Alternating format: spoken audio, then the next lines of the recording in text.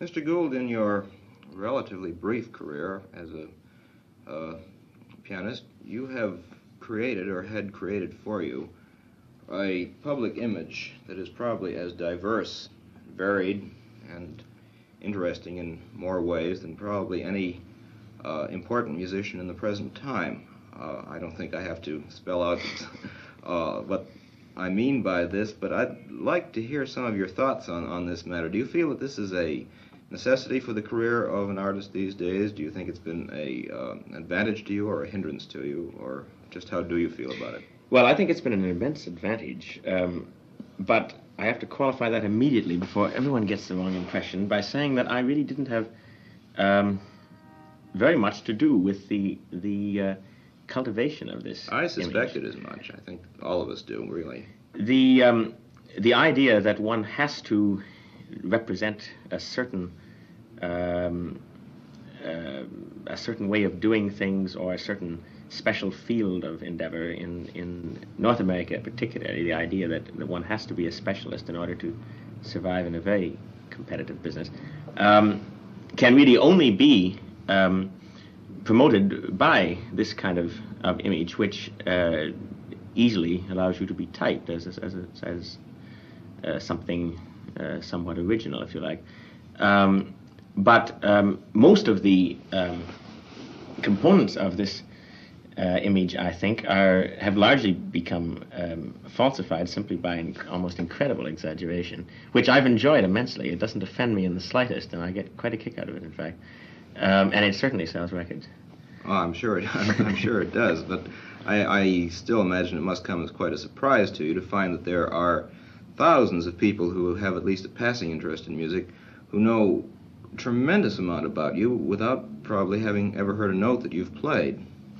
I suppose that could be true, but it doesn't really worry me terribly, because I have, I think, only in the first few months in which this publicity was being directed pretty widely at a mass audience in the time when the Goldberg Variations was first released as a recording. Mm-hmm. I tended to be, in those days, a little bit self-conscious about this, and in fact, I think I began to wonder whether or not I really had to attempt to do something to live up to this, but I never did. And all that has come out of it since has been really greatly to my advantage, without, I think, really having any detrimental effect at all. I don't think it has been really a bad thing, either for myself or for an audience. It seems to me that if, on the strength of a certain amount of notoriety, I had attempted to seduce an audience by compromise of musical taste, of program or something, this would have been rather reprehensible. But I didn't do this, and I think the strongest argument is that if it helped build up a certain amount of box office in some cities, and if these people were then exposed to music which they might otherwise not have been attracted to hear, then it was a very good thing. Well, I think you're perfectly right, especially when you realize that your first great success was with a piece as unapproachable and as frightening for so many people as the Goldberg Variations. Mm. I mean, I'm sure that a great number of people feel much more warmly toward the Goldberg Variations from having bought the recording either because of the picture on the front or because of what's on the back of the record, which is quite fascinating, or what is inside the jacket, which is most fascinating of all, of course, who probably under ordinary circumstances would have shied away from a piece of Bach lasting some 45 to 50 minutes, consisting of nothing but variations on a very simple theme. And this has been very important. But are you saying now that you would advise this kind of publicity for any young performer? Well, you see, I don't think it's a question of advising it. I don't think it can be willfully brought about. But this is a great danger, you know. People will say, well, this is how Glenn Gould... Yes, well, the point is, you see, that I have never in my life had a publicity agent. And I've never had any direct contact with the people who were responsible for this sort of publicity either. It happened in a chain of circumstances which are too long to relate now, but it happened all within a very few weeks at the time when I was recording the Goldberg Variations, and by some rather accidental circumstances. It could have, I think, had that session been 1 or 2 weeks later or earlier, it could have never happened at all, you know. The change of circumstances were so incredibly fortunate for me that I don't think this could have been brought about by anything else than sheer accident, which really accounted for it. Mm-hmm. Therefore, I don't think that one can really strive for this sort of thing, because if first of all, if you do strive for it, it inevitably takes on a sort of falsehood anyway.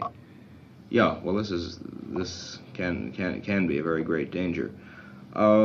Let's get on to the subject of the Goldberg Variations now. This recording has probably been more hotly discussed and probably won more ardent devotees and more equally ardent detractors than any recording of as hard to approach a piece of music that's ever come out. Are you still of the same mind about the Goldberg Variations as a whole or in detail as you were when you recorded it? I'm getting a little bit older in that I think in almost all music my tempi are getting a little bit slower. This is about the only musical change that has gone on, but it implies, I think, possibly an approach of slightly greater breadth now than then. I was, at that time, which was 1955, I was very much in a let's get the show on the road and get through with it sort of mood. I felt that to linger unduly over anything would be to take away from a sort of overall unity of things. And this was one phase of trying to accomplish a kind of emotional unity of a work, which has always been something that I've attempted to do in playing piano. In part it was brought about by a reaction, I think, against so much piano playing which I had heard, and in fact part of the way in which I myself was taught, which was in the school of the romantic pianists of the Cortot and Schnabel tradition. I don't put the two of them together, but elements of both were there in the way I was taught, and for a time influenced me very much. And when I began to study the Goldberg Variation, which was much earlier than I recorded, it was perhaps around 1950 in my mid-teens, this was a work which I learned entirely on my own. I had never really had a lesson with anyone on it, and in fact it was one of the first works that I did learn entirely without recourse to my teacher at that time. And it was a work which I made up my mind about relatively surely, much more so, and much more decidedly than was the case with most works in my repertoire at that time. And therefore I think it's a work that I probably have changed less about in the last few years than most others. And yet you do say you've changed some. Well, I've changed some. The only thing I would say is possibly that the tempi of some variations is a little slower than it was then, but on the other hand, I've never recorded it again, and in recording one has to allow for certain acoustical phenomena in the sound of the work. One has to adapt speed and so on to the fact that there is no acoustical grandeur about a recording as there can be in a concert hall. One cannot count on a lingering tonal shape as one can in a concert hall. So consequently, very often it happens that tempi are slightly faster. And I don't know that this is just therefore something applicable only to the Goldberg. Yeah, but what I'm driving at is this. Here is a recording which you made 4 years ago, which represents in some details what I'm driving at now is a general feeling of you as an artist about recording. The fact that a certain state of mind on a particular day or a particular phase in your career is made terribly permanent through a recording, and people who go to hear you today judge you by this permanency of what exists from 4 or 5 years ago. Do you feel that this is a bad thing, a good thing? What can be done about it? Well, I enjoy recording more than any other phase of making music, and the reason I enjoy it is exactly because of this permanency, really. I first of all, it provides a certain challenge to know that something is going to be able to be heard exactly in that form 5 years from now, and therefore one has to stand behind the product with something better than a 90-day guarantee.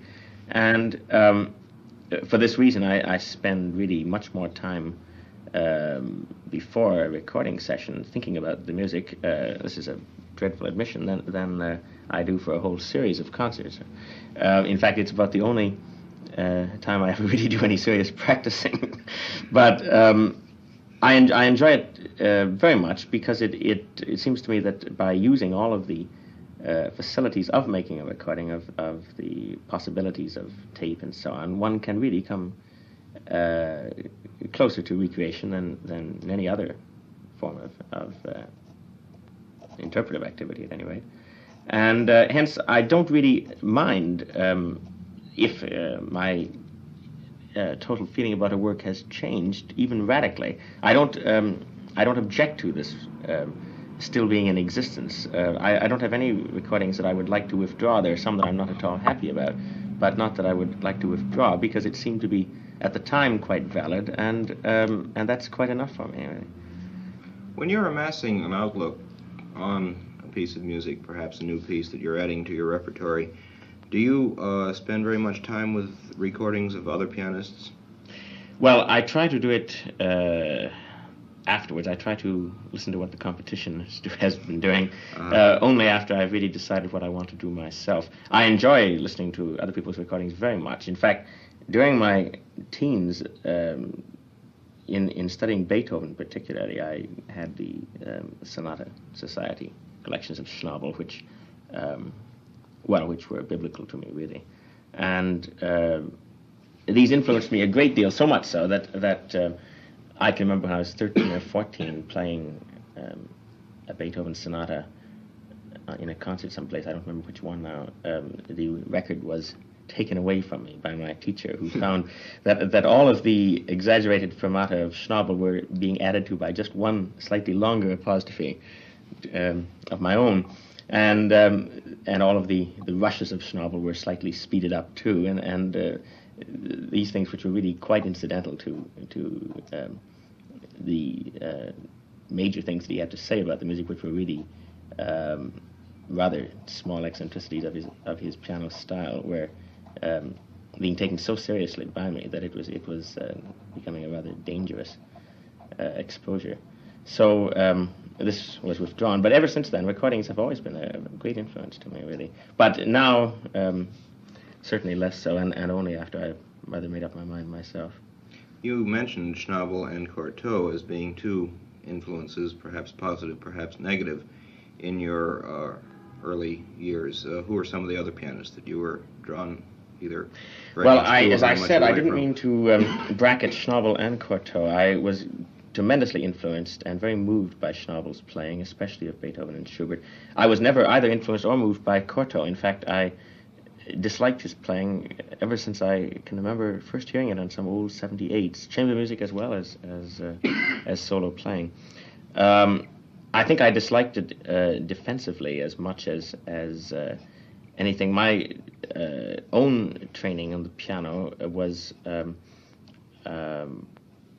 largely the responsibility of one teacher who was Latin from Chile, and his personal style of playing was very much that of the School of Paris, 1910, I would say, in which the pedal was given much more work than it can really accommodate, and the conceptions of phrasing were extraordinarily whimsical and without, it seemed to me in many cases, without rational approach. He was nevertheless a very fine teacher and a very fine pianist, but I came to dislike what this style of piano playing represented, and especially dislike the fact that in the piano particularly, the traditions of orchestral playing, the rhythmic consciousness particularly, was being lost almost altogether. And this is only now, I think, beginning to change in piano playing. People are beginning to be conscious of the continuing propulsion of rhythm, of a kind of harmony of rhythm, which was ignored completely in towards the end of the last century, or at least the beginning of this century, from what one can gather from documentary recordings of even composers playing. And it seemed to me that this lack of unity in music, the inability to see things in logical perspective, was the greatest deficiency of most of the celebrated pianists of that time, and it was something that began to disturb me more and more. And so, with a complete reaction to this, there was a time when I really played only music of the 18th century, and in fact, my this was only balanced a little later by playing a great deal of music of the 20th century, and for many of the same reasons. And for many years, the 19th century I ignored entirely, not because I didn't like it. I really think it was more of a defense mechanism than anything else. Well, certainly it would seem that your particular attitude toward Bach, at least as it comes off records, represents as strong a break from the kind of playing that you describe as anything could be. Did you go through any soul-searching about this matter of Bach on the piano? I don't think I ever really had to go through any soul-searching, because it was always the music which was the greatest joy for me to play, not just on the piano, but I really began my public career as an organist. In fact, my debut on the organ in concert was when I was about 12 years old, and that was before I'd made a debut as a pianist. And the only things I ever really played on the organ were Bach and Handel, and a few earlier things, of course, and a little bit of the 20th century music. And I think it was playing the organ, and especially the tactile sensation of playing the organ, that gave me an approach to Bach on the piano, which really didn't demand any great soul-searching in relation to the piano, just simply transferring a style of playing from one instrument to another. And as I was playing, of course, both instruments simultaneously, or at least studying them simultaneously, this didn't seem terribly difficult to do. It didn't involve the same problems as going from an electric typewriter to a standard model usually does, or suddenly getting your first car with power steering, because the two things were in the blood simultaneously, and it was just a question of an approach which related largely to tactile sensations of one kind. By that I mean that on the organ, if you are going to deliberate a certain method or two alternate methods, contrasting methods of producing a certain phrase, obviously nothing that you do short of the registering of an effect on various plateaus of sound, nothing that you do in forms of gradual gradations is going to produce anything except a sort of romantic smudge, and therefore the whole effect of clarity of line, of detached sound has got to be achieved by a lifting of the finger after the note has been struck, and not an attack on the note before it has been struck. Mm-hmm. And this was the method of playing which, of course, I learned on the organ, and which I simply transferred to the piano, a method which involved minimal movement of the fingers, really, and which I'm sorry to reduce this all to something so physical, but this is really what it was. And a method which began by starting at the key rather than above it, and which no amount of excessive force could be brought to bear on the piano, or could morally be brought to bear on the piano. Well, this answers a question that I've always had in my mind. When I mentioned the problem of Bach on the piano, of course, I'm thinking of it in terms of the puristic approach that regards this as music for the harpsichord, and mm-hmm. that anything else is just sacrilege. And I've always felt myself that your playing of Bach on the piano, as opposed to a great number of other people, doesn't seem to take into concern a concern with correlating with harpsichord sound. In other words, it's a sound that fills out the resources of the piano without using the piano as a kind of an apology. I don't know whether I make myself clear. Well, I think you do, and I'm very pleased that this is the impression that you get. I love the harpsichord very much. I don't play it at any time when I have to play the piano within a period of 2 weeks because it ruins me. This is a much more dangerous switch than playing the organ. The action can produce wild effects on the muscles and the coordination of them. But actually the concession that I make, I think, to harpsichord effect is by playing a great deal of Bach in concert and almost all of it on recording with the soft pedal down, which is simply that of making the tone slightly thinner, of course. And in fact, I did fool around with the idea some years ago of doing an album of Bach on a tack-hammer piano that they had at the Columbia studio, especially for Rosemary Clooney jazz sessions. It was the most delicious sound, you can't imagine.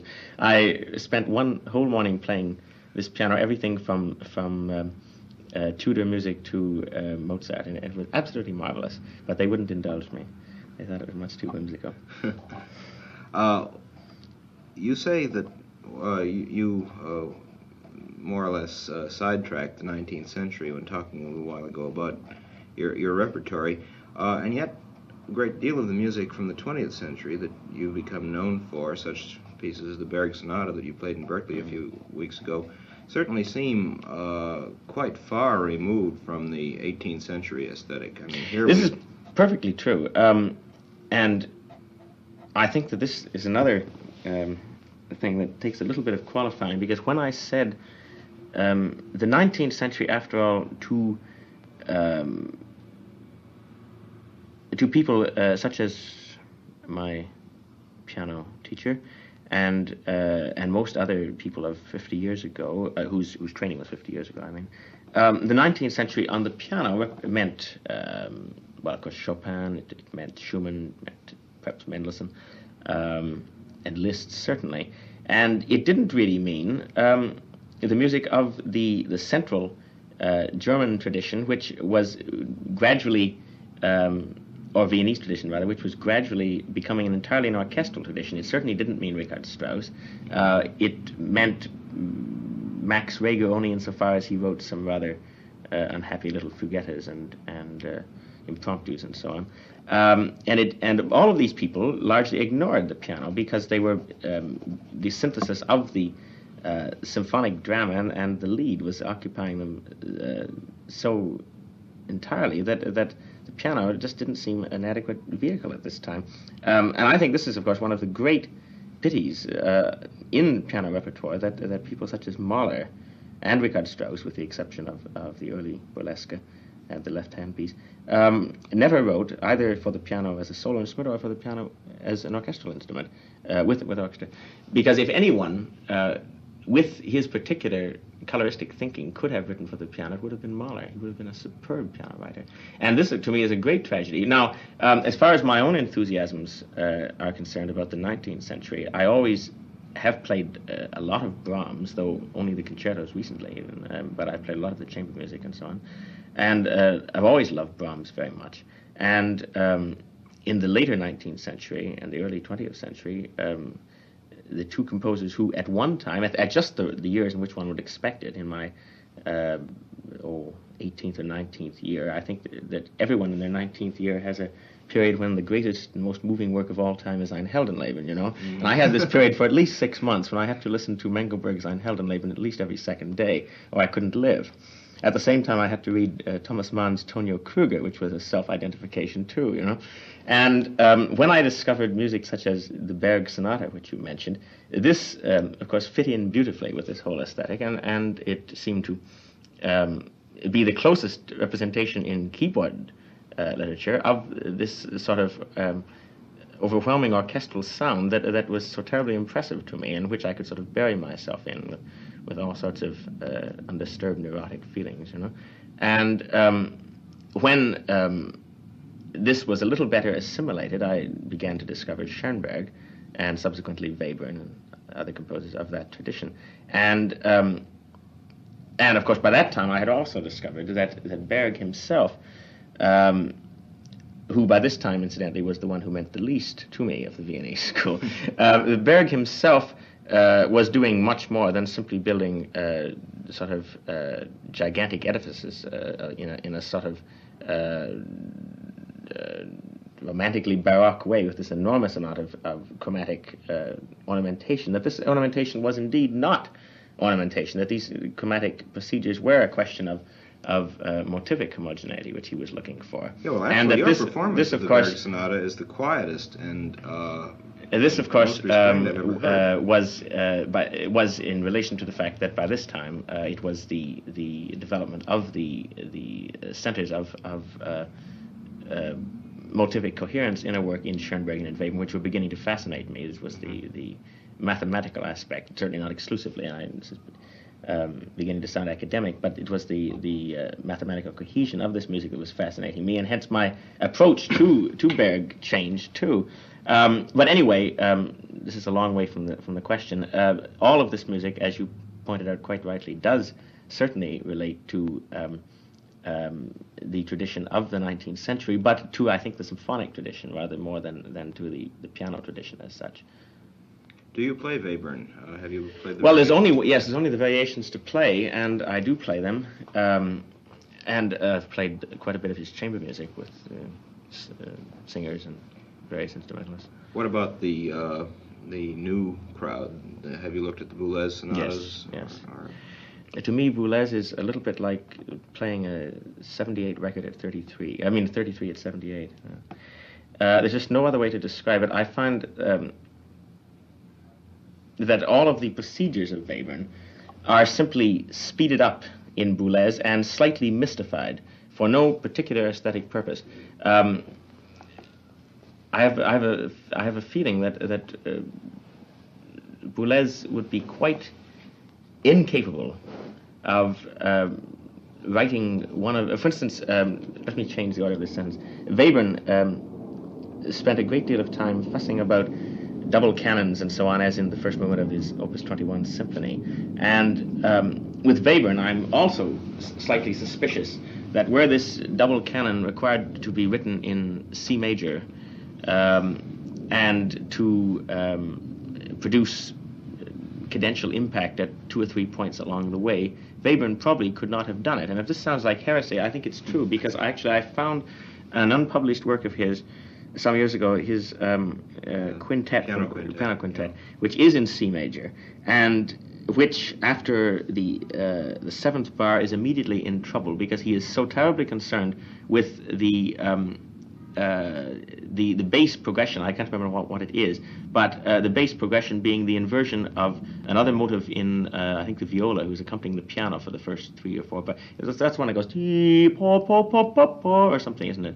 And the bass is going to and this, of course, produces a cadence after the 8th bar, which instead of being strong, is the weakest known to tonal thinking man. It is a sort of Schumannesque apologetic, or an escape cadence with the augmented sixth over the dominant, the G and D sharp. And this completely weak, completely without a sense of, I think not without a sense of harmonic foundation, but with so disinterested an attitude toward the power of romantic harmonic language that Webern, of course, within 2 more works had escaped into atonalism, where he found a much happier state of mind. But now, getting to Boulez, it seems to me that all of the composers of this school, all of those who look to Webern rather than looking to Schoenberg, instead of trying to see Webern, I think, possibly as one possibility of the offshoot of Schoenberg, implying that Schoenberg had many more possibilities than have yet been exploited, which I think is the case. That all of these people who look to Webern rather than Schoenberg, and who, like Boulez, write articles such as Schoenberg est mort to express their credo, are really missing the main chance, because I'm convinced that Webern, for all of his importance, is going to be thought of some time in the future as a rather acoustically precious composer. And I don't mean to be insulting in that. As someone who was interested in dynamics of sound, in a kind of primitive dynamics of sound, in the same way that, let us say, Beethoven of the Coriolanus Overture was, in the black and whiteness of sound.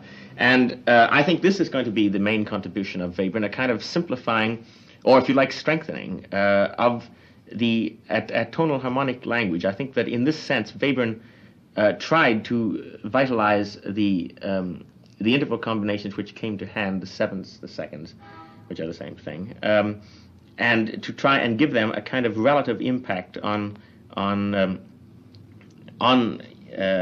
interval combinations superimposed harmonically. Something that Schoenberg was less interested in doing, not certainly was just as capable of doing, but was less interested in doing because his textures were much larger, they're much grander, much thicker, and related much more unashamedly to romantic movement of chords, which without giving the triad sovereignty, allowed it to move in and out of fourth chords and augmented fourth chords and this sort of thing, or in whole tone chords, and have a relative dissonance approach, whereas Webern picked most of his tone rows to coincide with this harmonic approach, and most of his tone rows involve alternate seconds and thirds, mostly minor seconds and major thirds, and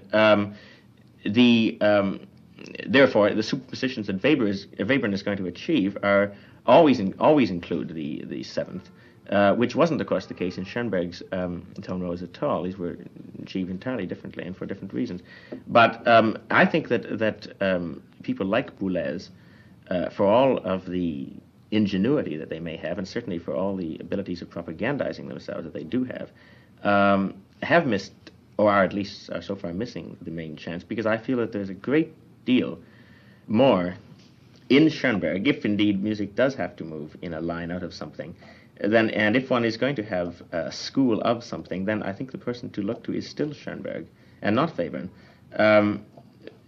I can see that there are many fashionable weaknesses in Schoenberg. The wonderful, you remember that wonderful, not condemnation, but acute criticism in Mann's Dr. Faustus, when the narrator says to Adrian Leverkuhn, the hero who was supposed to have been more or less modeled after Schoenberg. I don't remember I can't quote it, but something to the effect. Schoenberg's great displeasure. Yes, indeed. But I can remember that with great accuracy, Mann puts into the mouth of the narrator words to the effect of, Adrian, whatever the vitality of your motivic line, whatever the energy of your harmony, you remain rooted rhythmically in German four squareness.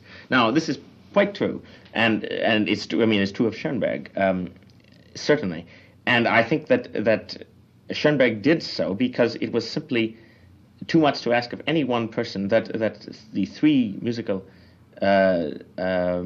dimensions are going to move away from known ground simultaneously. If two are, then the third remained, and for very good reason. Now, it seems to me entirely possible that to make a combination of Schoenberg and Webern, it should be possible to construct a language on which the sort of plateaus of Webern, the projection in distance of Webern, which is really, I think, the main contribution he had, the alternate pianos, mezzo fortes, fortissimos, all of these, which really represent a sort of spherical approach. I mean, it is a question of distance and space, almost, of entry coming from the immediate present to the distant past. It's almost a question of trying to organize in musical sound levels of presentation which represent distance, represent horizon and what's the opposite of horizon? Whatever is immediate to one, the greatest possible proximity. And in Schoenberg, this is not there. I mean, the whole approach of Schoenberg to music is a much more orthodoxly symphonic one, of everything being in the present tense.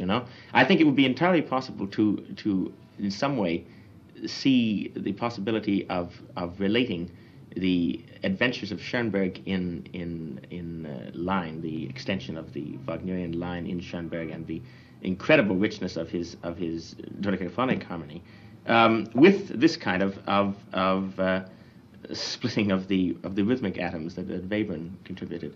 Do you feel that this is being done by anyone today? What about Della Piccola, or what about some of the American Schoenberg pupils like Kirchner?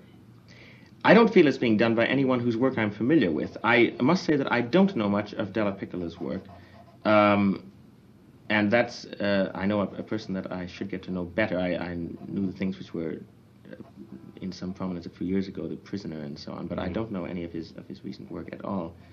I don't feel that this particular thing is being done, and I don't even know if it's possible to do it. I just think it is, and it seems to me that it is indeed missing the main chance to have, as so many of these people have done today, to have deliberately tried to misunderstand Schoenberg. I think what makes me very unhappy about a lot of the younger composers today, some of whom had better remain nameless, is that a lot of them, whether admitting or not the greatness of Schoenberg, most of them do, of course, they really can't deny it. It's like denying your grandfather.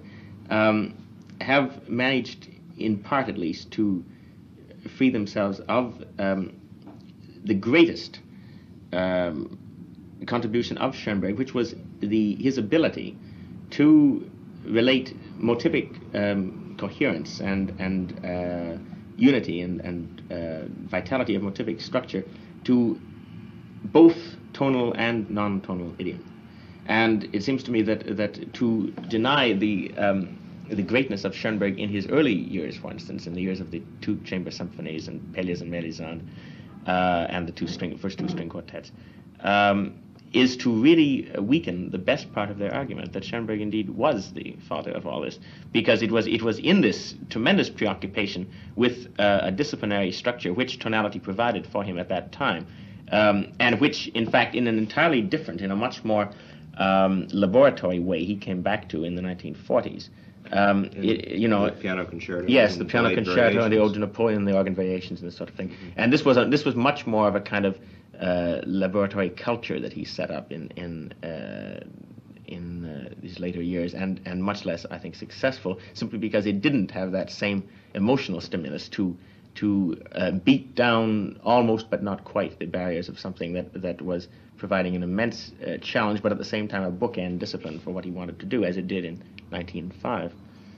We've bridged a kind of gap here between Glenn Gould, the pianist, and I think it's about time we got brought into the picture Glenn Gould, the composer, because certainly what you say has a tremendous validity and indicates that you've done a great deal of thinking this out, and since you have spent a fair amount of time composing, how do you feel that this all relates to your own future in this field, or do you plan a future in this field?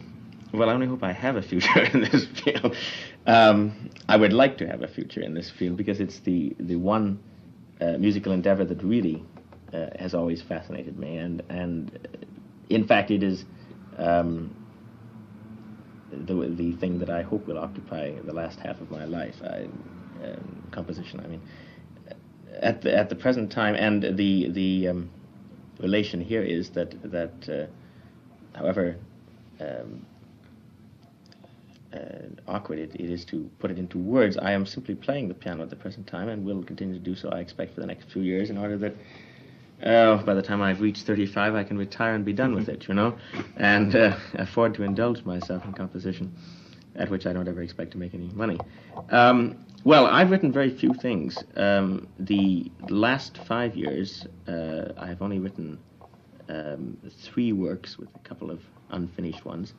And previous to that, in my teens, I wrote only a couple of 12-tone works. This was at a time when I was discovering Schoenberg, and they were very much Schoenberg of the 1930s, of the sort of neoclassic Schoenberg. Third quartet. Third quartet, yeah. Yes. Third quartet, the septet, this kind of stuff. Mm-hmm. But they weren't very good because I wasn't really terribly at ease with writing 12-tone music myself. And I began to find that the reason that I wasn't at ease with it was that I was either unwilling or unable, I think unable is probably more accurate, to allow the logic of 12-tone, if it has a logic, to find its own forms. I was always bending this thing into fugues and into sonata allegros and into all sorts of canonical structures, much more related to the tonal entrance identification of canonic structures than Webern's canons were, for instance, which were real 12-tone canons, which allowed an inner logic of a 12-tone row to dictate a certain form of entrance, a certain form rejoinder, you know. And mine didn't do this, and they were much more arbitrarily conceived. I don't mean technically awkwardly conceived. I think they were really rather good, but they had always this problem that they really were building, not allowing the 12-tone-ness, of the work to build its own form. They were simply bending it into a form which I knew more instinctively and which came easier in a way. Now, then I began to find that it was the form itself which attracted me more dearly than the material that I was bending into it. And so for a couple of years I wrote nothing at all. And then when I was about 21, I guess, I started to work on a string quartet, which occupied me for the next 3 years, and which ended up being a 35-minute work in one movement, which was really a sort of tremendously bloated sonata allegro with a coda that's alone over 300 bars long. And this work, in some ways, synthesized this state of mind because it allowed me to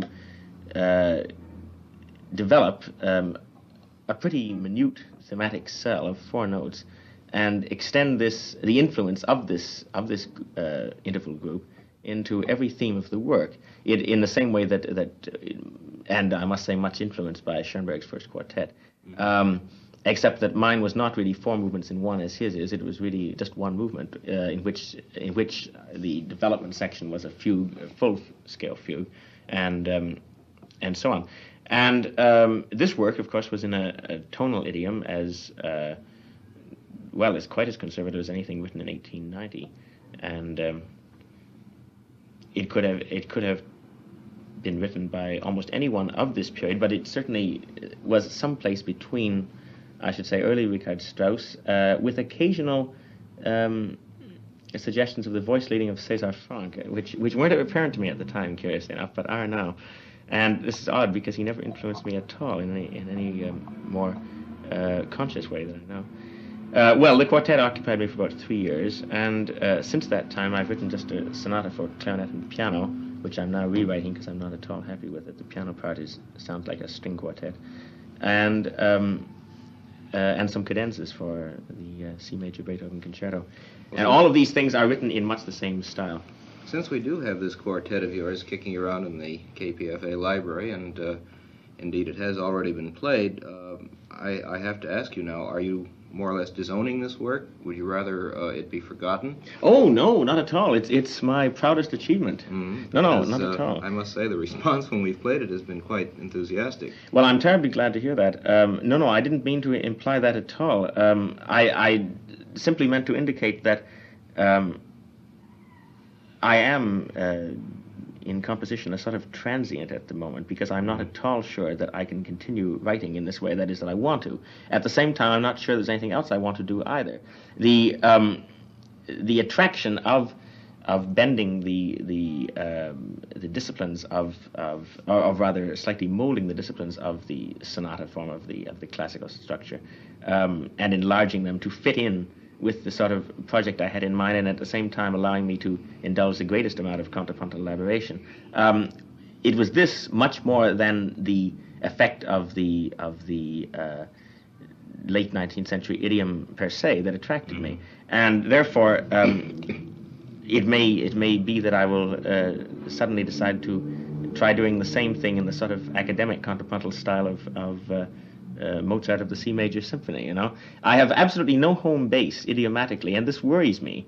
Or rather, I'm trying to prevent it from worrying me for the moment because I've got other things on my mind. Well, but it nevertheless does worry me. I think it's rather good. I think that a much greater danger would be a person who chooses a home base so solidly and proclaims himself so much a part of it that either he finds himself paralyzed by inability to go further in his chosen idiom, or let's see now, how was I going to end that sentence? Or he becomes terribly self-conscious and continues to use it long after the idiom has stopped meaning anything for him. Yes. Oh, but pardon me for interrupting. I just thought of one thing. The unanswered question here is, of course, whether or not it was largely a kind of academic challenge that prompted me to do this, because that's really what we've been saying in a more polite way, you know. And this remains the question. Well, I would hate to have to. I didn't ask you for the answer. Yeah, no, I can't answer it. Of course, you're the only one that can. No, all I mean to say is that I don't want my possession of this record to be a kind of blackmail. So if any time you'd rather I didn't have it, I'll be glad to return it to you. What about Canada in general as a creative country? I think that we all agree that there's been a great deal stirring up there in the last, since the war. Do you have anything in general to say? Well, there has indeed been a great deal of stirring. I think that, of course, the most potent force in the musical life of Canada is the fact that we do have, along the lines of European nations, national radio and television, which is something either unknown or entirely misunderstood in this country, largely. And I find this, in my own case, that it was the factor which meant most to my musical development, because during my student years and my late teens, I really did no solo playing in concert whatsoever, because I was still in school and so on. And all of the activities that I took part in musically, a lot of chamber music and a lot of exploration of new repertoire, were largely the promotion of the Canadian Broadcasting Corporation, and a little later on television as well as on radio. And some very exciting things we used to be able to do. I don't mean that we no longer can do them, but I haven't been there as much to have time lately. But this was a tremendous advantage, a terrific help in my career, and in many ways it was something which influenced very much my approach to music, because this is sidetracking a bit, but I must add that the microphone in this way became a friend rather than an enemy. And I was most at home when I was alone in the studio with a microphone, and this, of course, conditioned my approach to making recordings, which we talked about a while back. Well, I was thinking more about composition in Canada. I see the names of Canadian composers. I heard a great deal of Canadian music played at Vancouver this summer, although I must say not as much as I would have liked to hear. Is there a 12-tone school in Canada, for example? Are there composers? Well, there are a lot of 12-tone composers. There is not what I would call a 12-tone school, any more than I think that it could be claimed for this country, because these people don't really belong to the school of, you know. They all work in very different ways. There's a very interesting 12-tone composer living in Montreal whose name is Istvan Anhalt, as in Kerthen Anhalt. And in Montreal, his works are known a little bit. They're heard occasionally on the CBC. He's almost never played in Toronto for reasons that are best known to Torontonians. But and the same thing happens to be the case, unfortunately, in Canada very often, that there are many fine composers who become provincial celebrities of a kind, and whose domain remains entirely that of one city, you know. And this can be, of course, accentuated by the fact that in Montreal there's a French language network of the CBC, which doesn't produce English language programs, and vice versa. But this is an important composer, I think, and a very adventurous one, actually. And a few years ago, when I saw some of his work, it suggested to me that while it wasn't particularly palatable stuff in what I would assume to be an audience sense, it had the same kind of rather brusque, uncompromising integrity that in a different idiom altogether, Roger Sessions represents, for instance, in this country. And I think this is an important composer. There are not too many of them, however, in Canada. There's a very intelligent composer in Vancouver, Barbara Pentland, who has written some quite solid things. There's an interesting composer in Toronto. His name is Harry Summers, who I feel is very uneven. He is possibly the most celebrated of the younger composers in Canada, certainly the one who perhaps gets most performances. He's written very prolifically, I think much too prolifically, and is, I think, undoubtedly the composer with the wildest and yet most fascinating imaginative power of any composer in Canada. Have you heard his music? I have, as a matter of fact. We have someone in Berkeley, Gene Gash, who knew Somers in Paris and brought some of his music to KPFA for a studio concert one time. What about an audience up there? I know that I got the impression from my visits to Canada that there is a strong national feeling up there, a strong feeling of Canadian art, Canadian literature, Canadian music. Does this indicate that audiences are drawn to Canadian composers? Oh, I don't think so. You know, it's too easy to confuse the enthusiasm of probably a relatively small group of people whom you met in Canada with the attitude of the country in general. Well, it's just as easy to confuse it here. Yes, a few years ago, someone took a poll, and this was not before the advent of television, but it was certainly in the early years of television. I think it was about 1954. Someone took a poll of radio listening habits in Canada on Wednesday evenings. Now, Wednesday evenings are sort of sacred in Canada because the CBC has an institution called CBC Wednesday Night, which is a sort of once-weekly third program, such as the BBC has, and on which one can hear everything from unabridged Garcia Lorca to Schoenberg, Webern evening or something of this kind, you know. And it's pretty heady stuff. But anyway, they took a poll of listening habits in Canada on radio, and it proved that exactly 4% of Canadians who were listening to the radio were listening to CBC Wednesday Night. And the other 96% of radio listeners were listening to American and Canadian independent stations, yes. So I think this certainly would indicate that there is not any great enthusiasm for native arts in Canada. There is beginning to be for native literature. That's quite true. It's in a much sounder state than music, I should think. Well, I imagine that Canada is probably very much the same as this country. What we constantly need in the States here is for some other, preferably some other country, to tell us how good our performers are. I'm sure that the celebrated case of Van Cliburn comes most immediately to mind, and I imagine that your own case is again somewhat characteristic, or am I wrong, that it takes yes, no, it does. That's quite true.